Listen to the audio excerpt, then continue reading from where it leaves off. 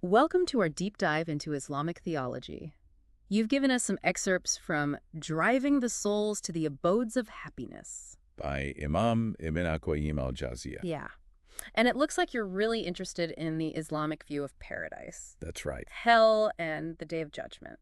Yeah, we'll be exploring all of those concepts as they are described by Ibn al-Qayyim, Okay. a prominent 14th century scholar Okay. whose work gives us a really detailed look at Islamic eschatology, Okay. meaning the study of the end times.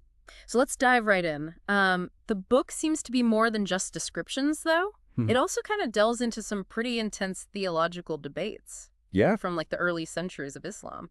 you're absolutely right. Okay. Ibn al-Qayyim tackles the ideas of groups like the Mu'tazila and the Qarmations, Okay. who were quite influential and controversial in those early days. So who were these groups and why were they stirring up so much discussion? Well, the Mu'tazila were known for their emphasis on reason Okay. and free will. They argued that God's justice meant that humans had to have the ability to choose between good and evil, a view that kind of challenged the idea of predestination, Right. held by a lot of other people at the time. So they were really like pushing the boundaries. Yes, Kind of like the free thinkers of their day. exactly. Now, the Qarmations were a different story altogether. Okay. They were considered a radical sect Hmm. within Ismaili Shi'ism, Mm-hmm. known for their esoteric doctrines. Okay.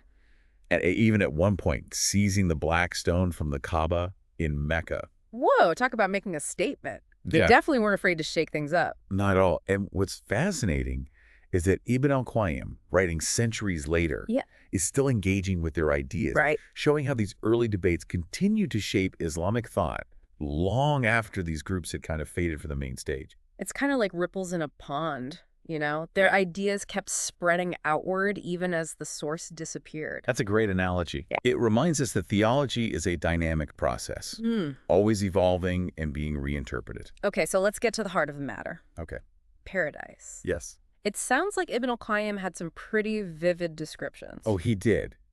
But before we get into the imagery, it's important to note that he emphasizes that paradise hasn't been created yet. Oh, okay. It exists as a promise from God, guaranteed for certain believers. So it's not like a physical place right now. It's Right. more like a divine guarantee waiting to be fulfilled. Precisely. Okay. And when he describes paradise, he uses incredibly rich sensory details Okay. to paint this picture of unimaginable beauty and bliss. Okay, give us the highlights. What did this paradise look like? Well, imagine a place built with bricks of gold and silver, where the soil itself is fragrant musk.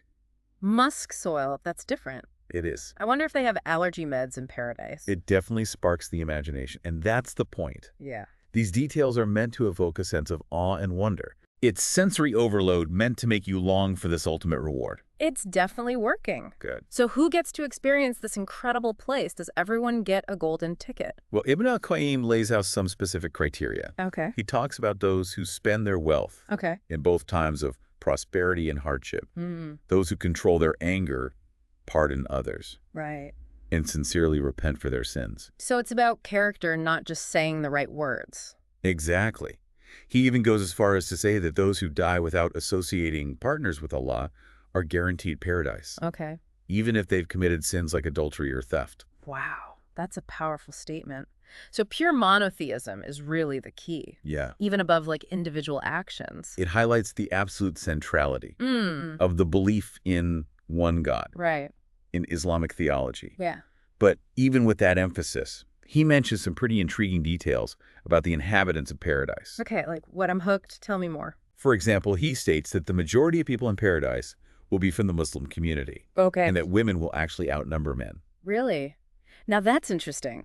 And he doesn't stop there, does he? He also gets into the order of entry, mentioning that poor Muslims enter paradise a half a day, or 500 years Wow. before the rich. Okay. And he even tells a story of a man who enters paradise without any accounting whatsoever, Oh, wow. simply because of his pure monotheism and complete reliance on Allah. It's almost like a fast pass lane Yeah. based on the purity of your belief.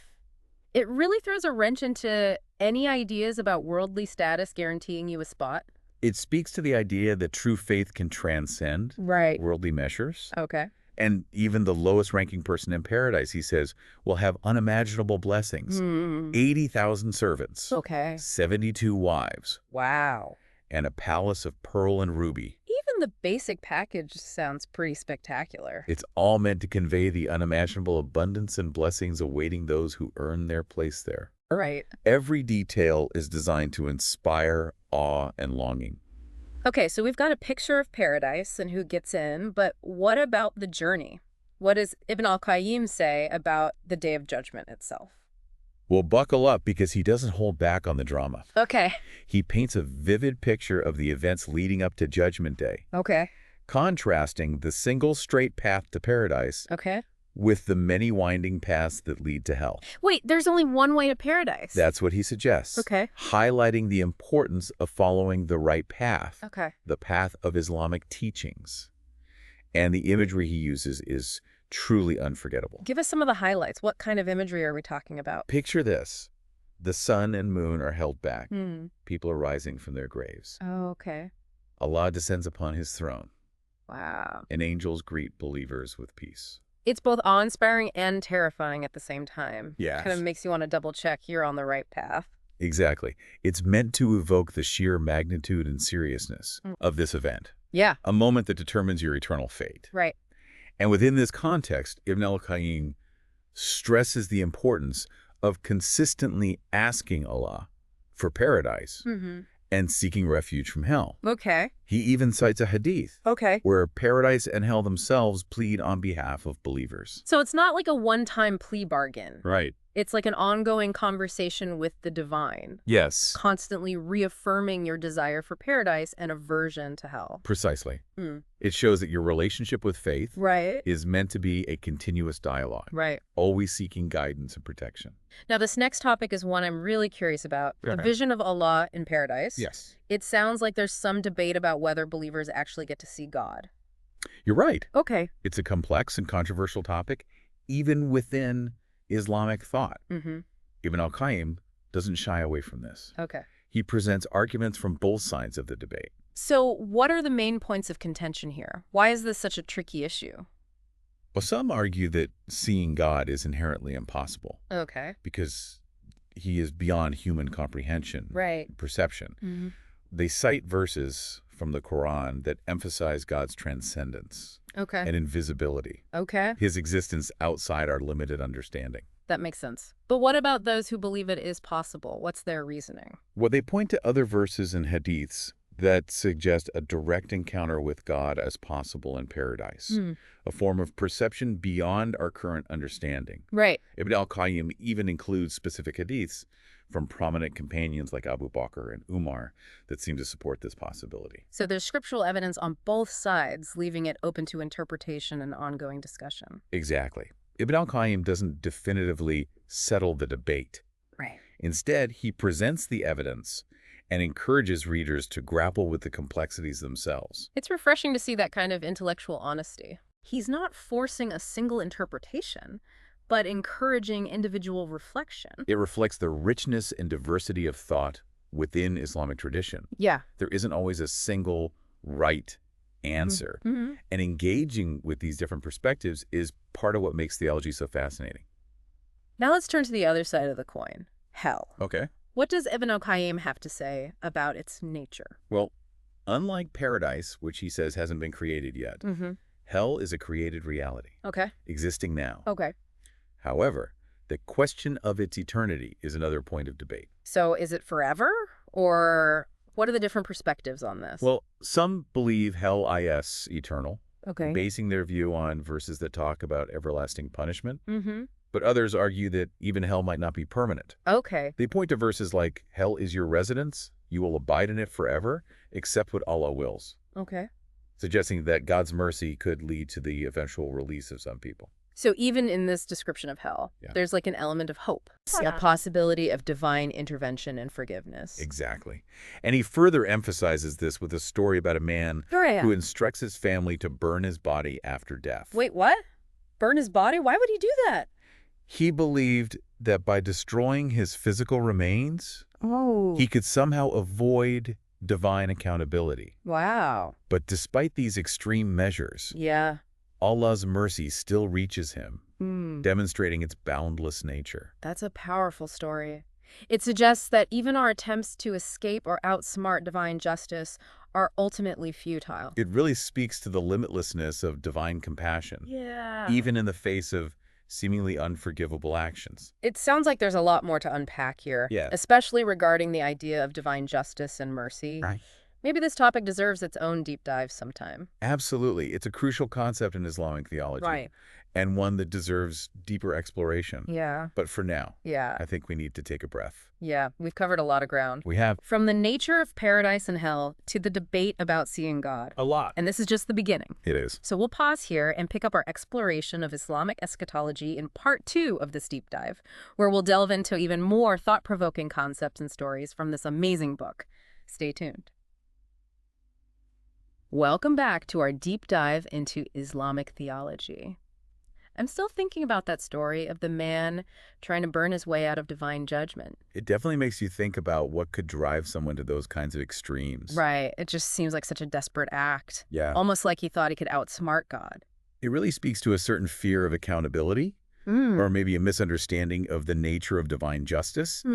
But as we discussed, Right. Ibn al-Qayyim's work really emphasizes that those kinds of attempts are ultimately futile. Yeah. God's knowledge and power encompass everything. It's a humbling thought for sure. Yeah. But it also makes me appreciate the message of mercy that runs through his work. Even in the face of such drastic actions, God's compassion still found a way. Absolutely. That idea of mercy alongside justice Right. is a central theme in Islamic theology. You mentioned earlier that Ibn al-Qayyim's book isn't just about paradise and hell, that he also tackles some pretty heady theological concepts. Right. What else does he explore?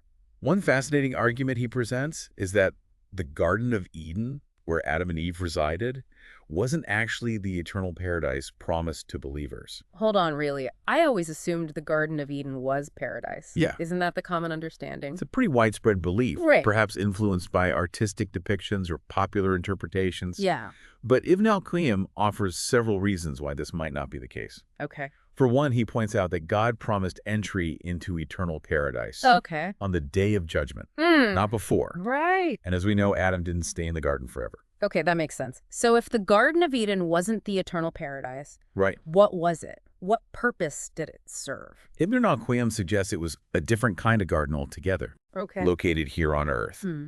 He argues that descriptions of eternal paradise Okay. emphasize everlasting residence, Okay. freedom from fear and sorrow, Yeah. and complete obedience to God. These qualities don't really align with Adam's experience in the garden, Yeah. where he faced temptation, Right. disobedience, Right. and ultimately expulsion. So maybe it was more of a testing ground. A Exactly. place to demonstrate free will and the consequences of choices. Precisely. It served as a stage in human spiritual development, a crucial step on the path to the ultimate reward of paradise. That's fascinating. It really makes you rethink that traditional narrative of the Garden of Eden. Yeah. It's not just about like a lost paradise, but a step in a larger journey. Exactly. And what's interesting is how Ibn al-Qayyim uses logic and reasoning to support his interpretations. Okay. He even addresses counter-arguments within his text. It's almost like we're witnessing an internal theological debate. It's like peeking into the mind of a brilliant scholar, Yeah. grappling with these complex ideas and interpretations. It shows a real commitment to engaging with difficult questions, Right. not just accepting things at face value. Now, we've talked about paradise being this incredible future reality. Yeah. But what about all those vivid descriptions? If it hasn't been created yet, how can you describe it in such detail? That's a great question, and Ibn al-Qayyim acknowledges this apparent contradiction. He suggests that these descriptions, while detailed and evocative, Yeah. are ultimately symbolic. Okay. They're meant to convey the unimaginable beauty and delights awaiting believers, even if the physical manifestation of paradise hasn't materialized yet. So it's like a divine blueprint, Yeah, a glimpse into the possibilities that await even if we can't fully comprehend them in our current state. exactly. It allows us to grasp the magnitude of what's to come, even if the full reality is beyond our current understanding. It makes you wonder what those descriptions would look like if they were tailored to our modern sensibilities. Instead of rivers of honey and wine, maybe we'd have unlimited streaming services and perfectly reliable Wi-Fi. Now, that's an interesting thought, though I'm not sure Ibn al-Qayyim could have envisioned those things back in the 14th century. Probably not. But I appreciate how he wrestles with these seemingly contradictory ideas. It shows a genuine desire to delve into the depths of theological thought. Absolutely. He's not just presenting dogma, Right. but inviting readers to participate in the ongoing conversation Right. and exploration of Islamic tradition. You also mentioned that he connects the idea of paradise Yes. to actions in this life. Hmm. What kind of actions does he highlight as particularly important? He emphasizes qualities like spending your wealth Okay. in both times of abundance and hardship, controlling your anger, forgiving others, and genuinely repenting for your mistakes. Okay. It's not just about outward piety, Right. but cultivating an inward state of compassion. So generosity. He even mentions the poor entering paradise before the rich, All right. which seems to turn the idea of worldly success on its head. Exactly. It highlights the importance of spiritual wealth over material possessions. Right. A wealth cultivated through righteous actions and sincere devotion to God. It's a good reminder that our priorities in this life Yeah, should be aligned with our aspirations for the next. absolutely. He also emphasizes the importance of pure monotheism, Right. the unwavering belief in Allah as the one true God. Okay. He even tells a story of a man who enters paradise without any accounting, simply because of the purity of his belief. So even if someone has made mistakes in their life, sincere belief and repentance can outweigh those past transgressions. It speaks to the power of divine forgiveness and the transformative nature of true faith. It's a hopeful message reminding us that it's never too late to turn towards righteousness. It is. And it's not just about individual actions either. He also highlights the importance of contributing to the well-being of the Muslim community. Okay. Things like building mosques and sharing knowledge. So it's about collective good Yeah. as well as individual piety, recognizing that our actions impact the community as a whole. Precisely. It's a reminder that our faith has social implications, calling us to act for the betterment of others. Now, we can't talk about the afterlife without revisiting the Day of Judgment. Right. Ibn al-Qayyim really went all out with those descriptions, didn't he? He certainly did. Yeah. It's a scene of cosmic upheaval Yeah. and divine reckoning, Right. meant to evoke both awe and trembling.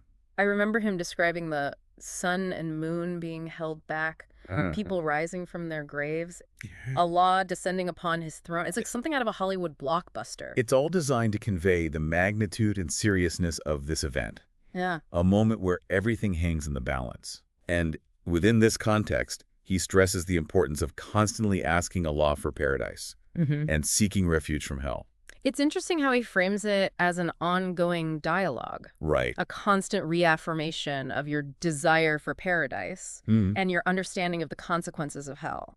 It's not just about a one-time declaration of faith, Right. but a continuous engagement with these concepts. Yeah. A lifelong pursuit of guidance and protection. And within all this drama, Yeah. he also delves into the fascinating topic of the vision of Allah in paradise. Right. As we discussed earlier, it's a point of debate within Islamic thought. Exactly.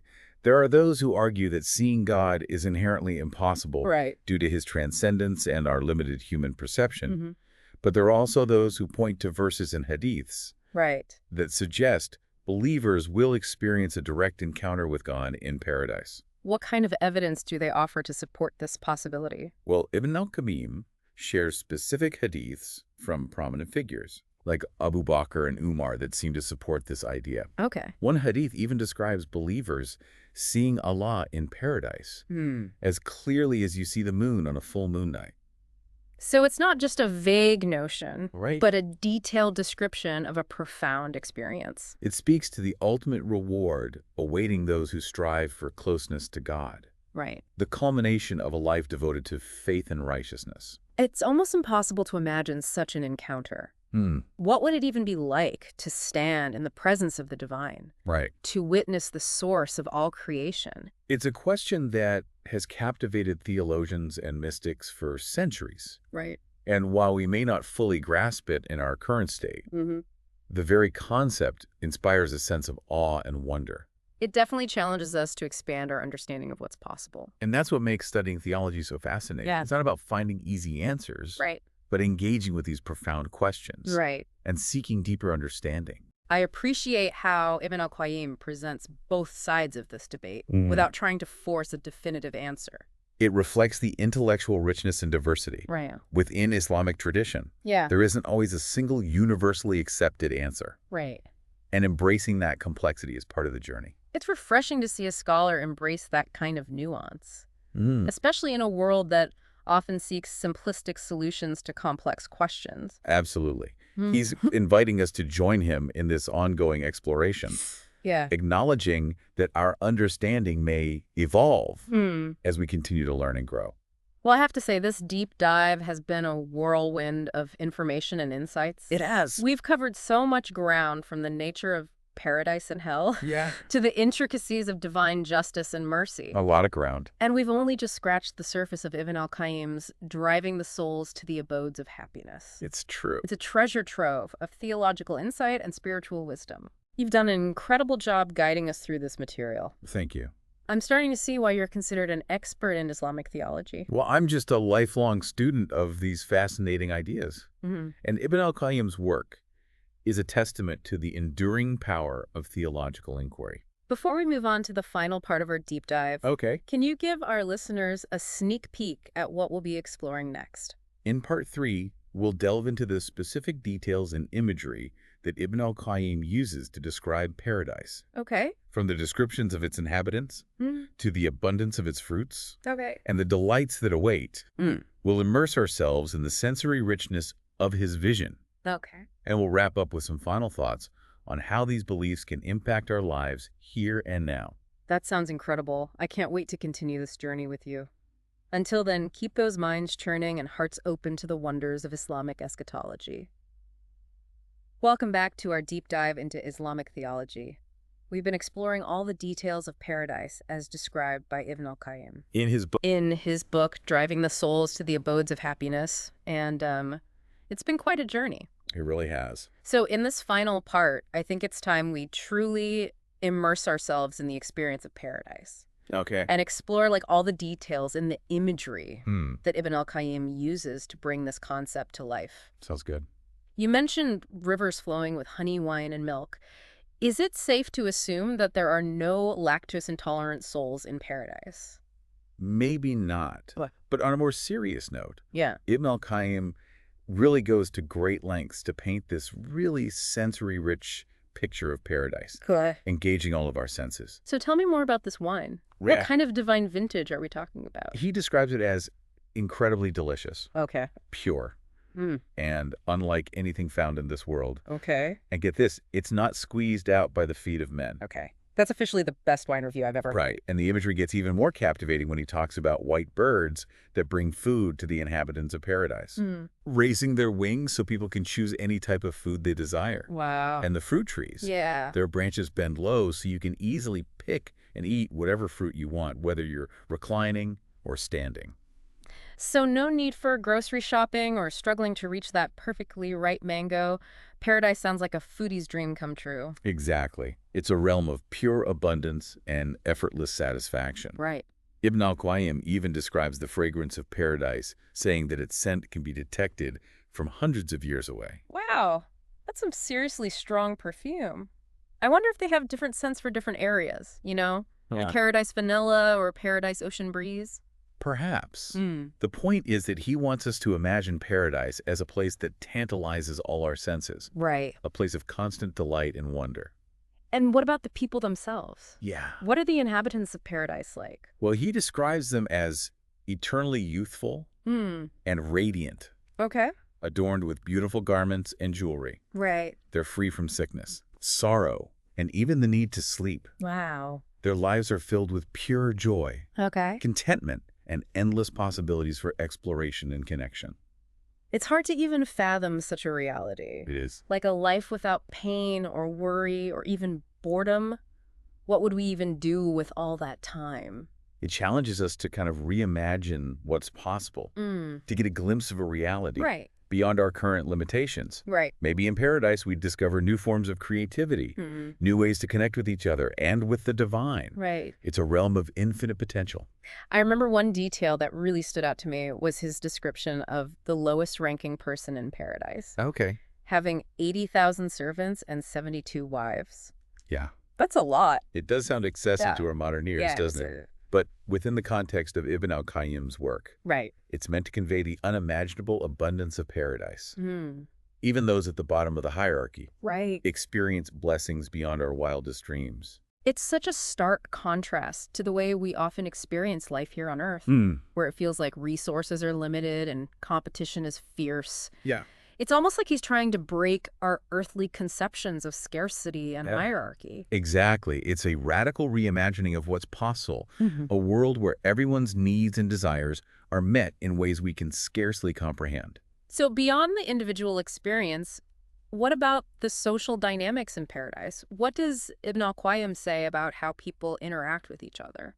He describes a vibrant and joyful community Okay. with people visiting each other, riding magnificent mounts, and engaging in delightful conversations. Okay. It's a place of connection and fellowship, Oh, yeah. where relationships flourish in a way that's free from the conflicts and limitations of earthly life. He even suggests that believers can visit loved ones who are in lower levels of paradise. Yes, and that's a very comforting thought for many, knowing that even in the afterlife, those bonds of love and connection endure. It speaks to the profound human need for belonging and just the enduring power of relationships. It does.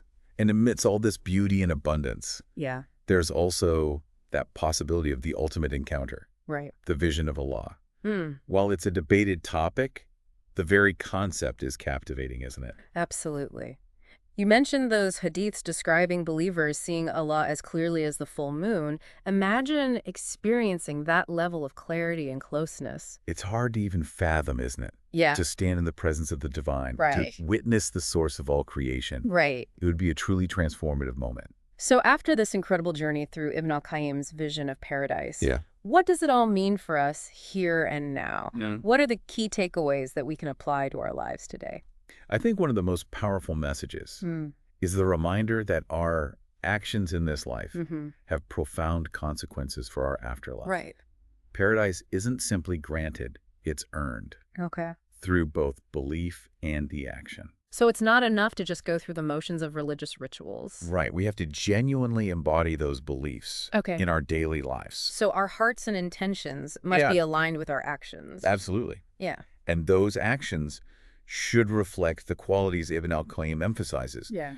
Generosity, compassion, forgiveness, a commitment to justice, and a constant pursuit of knowledge and spiritual growth. It's a call to live our lives with purpose and intention, Right. recognizing that every choice we make has eternal implications. Absolutely. And ultimately, it's about aligning our lives with the divine will, seeking closeness to God, and striving for that ultimate reward of paradise. Well, this deep dive has been an incredible journey. It has. From the breathtaking details of paradise to the thought-provoking questions about the nature of hell and Allah's mercy, Ibn al-Qayyim's work has given us so much to contemplate. It certainly offers a really unique and fascinating window into the vast and complex world of Islamic eschatology. What does this all mean for you, our listener? What stood out to you from this deep dive? What questions are swirling in your mind? Remember, we've only scratched the surface here. Ibn al-Qayyim's Driving the Souls to the Abodes of Happiness is a deep well of knowledge and inspiration. We encourage you to keep exploring these concepts and perhaps consider how Ibn al-Qayyim's vision compares to other interpretations within Islamic thought. Happy reflecting.